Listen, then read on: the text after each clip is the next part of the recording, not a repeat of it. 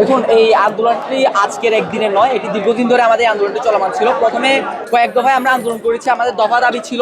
সেই দফা দাবিগুলো দেওয়ার পরে আমাদের প্রশাসন আমাদেরকে আশ্বস্ত করেছে, কিন্তু আশ্বস্ত করার পরে আজকে প্রায় 8 থেকে 10 মাস পরে আমরা দেখতে পাচ্ছি তারা আমাদেরকে যেভাবে আশ্বাস দিয়েছে সেই পরিমাণে তারা আমাদের কোনো প্রকার দাবি পূরণ করেনি, এবং আমরা যে দাবিগুলো দিয়েছি বরং তার উল্টোটাই করেছে প্রশাসন। এমনকি আমরা যখন আন্দোলন করতে যাই আমাদেরকে আন্দোলনে বাধা দেওয়া হয়, প্রশাসন থেকে বলা হয় যে আন্দোলন করতে নাকি অনুমতি লাগবে। এটা আজকে নতুন না, এরা আমাদেরকে, আমরা কিছু দাবি রাখি, এই দাবিগুলো ঘুরাই পেঁচায় বলে যে প্রক্রিয়াধীন আছে, কিন্তু এরা দিন শেষে এগুলো কোনো কার্যকর করে না। এই যে 100 টাকা লেট ফি, যেটা কালকে এরা দাবি অবশ্যই মেনে নিছে, এটা গত সেমিস্টারে এরা সেম কাজটা করছে, যে লেট ফি একটা বসেছিল, আমরা সেম এভাবে আন্দোলন করছি, মানে বন্ধ করে দিয়েছিল তখন, আবার এই সেমিস্টার আসছে আবার এটা আবার যুক্ত করছে। তাছাড়া এখানে যে 15 দফা এখন দেওয়া হয়েছে, এর মধ্যে হচ্ছে যে এখানে যে আমাদের হাসপাতালটা আছে, মানে মেডিকেল সেন্টারটা আছে, ওখানে ডাক্তার, মানে 24 ঘন্টা ডাক্তারের ব্যবস্থা করা, ল্যাব ফেসিলিটিসগুলো বাড়ানো। আমাদের ল্যাবের অবস্থা খুবই শোচনীয়। আপনি যদি এখন এখানে আমাদের সিসি বিল্ডিং আছে ওখানে যান, আপনার মোবাইল ওয়াইফাই কানেক্ট হবে না। ইউনিভার্সিটির একটা ডিপার্টমেন্টের যদি ওয়াইফাই যদি কাজ না করে, ও আর কি কাজ করবে আপনি বুঝান।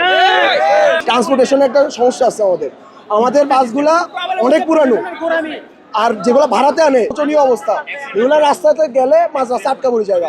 প্রত্যেক দিনে এই ঘটনা ঘটে যে ইমপ্রুভমেন্ট টাকাটা যেটা রিটেক তার অর্ধেক।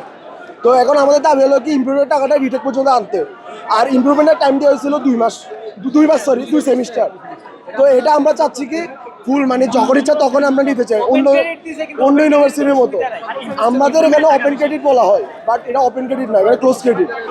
বারবার ম্যানিপুলেট করার ট্রাই করতেছে ওরা, বিভিন্নভাবে ম্যানিপুলেট করার ট্রাই করতেছে। হ্যাঁ, আমাদের ইউনিভার্সিটিটা অনেকদিন ধরে আওয়ামী প্রশাসনের আন্ডারে থাকাতে অনেক খারাপ অবস্থা হয়ে গেছে।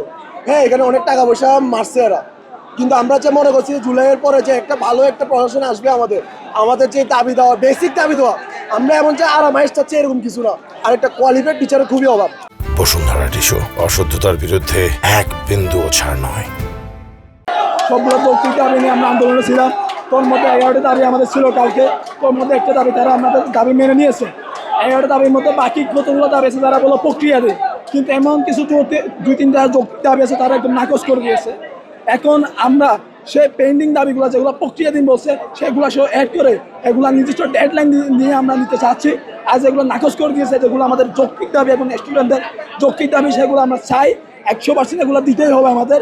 তার সাথে কালকে যেহেতু আমাদেরকে দাঁড়িয়ে দিয়েছে এক প্রকার একটা দাবি মেনে, শুধু আমরা আজকে আরও 3-4টা যৌক্তিক দাবি অ্যাড করে মোট 15টা দাবি নিয়ে আজকে আমরা এসেছি। তারা বলতে চাচ্ছে আমরা দেখতেছি এগুলো লং টাইম প্রসেস, এগুলো টাইম শিডিউল দিচ্ছে না আমাদেরকে। আমাদের যদি একটা টাইম শিডিউল দিত যে আমরা এই সময়ের মধ্যে সমস্যাগুলো সমাধান করে দিব, তাইলে হয়তো আমরা আন্দোলনটা ছেড়ে দিতাম, কিন্তু তারা আমাদেরকে কোনো টাইম শিডিউল দিচ্ছে না, সঠিক কোনো সিদ্ধান্তও দিচ্ছে না। আমরা আন্দোলন করতেছি আমাদের অধিকার আদায় করার জন্য, আমাদের অধিকার আদায় করার জন্য যা যা করার দরকার আমরা চেষ্টা করবো সেই দিকে অগ্রগতি নিতে। প্রত্যেকটি দাবি হচ্ছে যৌক্তিক এবং ন্যায্য। এটি হচ্ছে ছাত্রদের অধিকার। ভার্সিটি কর্তৃপক্ষের যে আপনার গাফিলাতি রয়েছে, ছাত্রদের ভোগান্তি, হ্যাঁ, প্রত্যেকটি জায়গায় ছাত্ররা অবহেলিত। প্রত্যেকটি সাবজেক্টের ইমপ্রুভমেন্ট নেওয়া হচ্ছে 8,000 টাকা, রিটেক হচ্ছে 4,000 টাকা, অর্থাৎ ইমপ্রুভমেন্ট এবং রিটেক সম্মত বজায় রেখে এটাকে 4,000 টাকা করার তারা প্রস্তাব রাখা হয়েছে। আমাদের প্রত্যেকটি দাবি এটা পূরণ করতে হবে, এটা ছাত্রদের অধিকার। বিশ্ববিদ্যালয় কর্তৃপক্ষ যদি এই দাবিগুলো পূরণ করতে যদি ব্যর্থ হয় তাহলে আন্দোলন আরও ঘনীভূত হবে।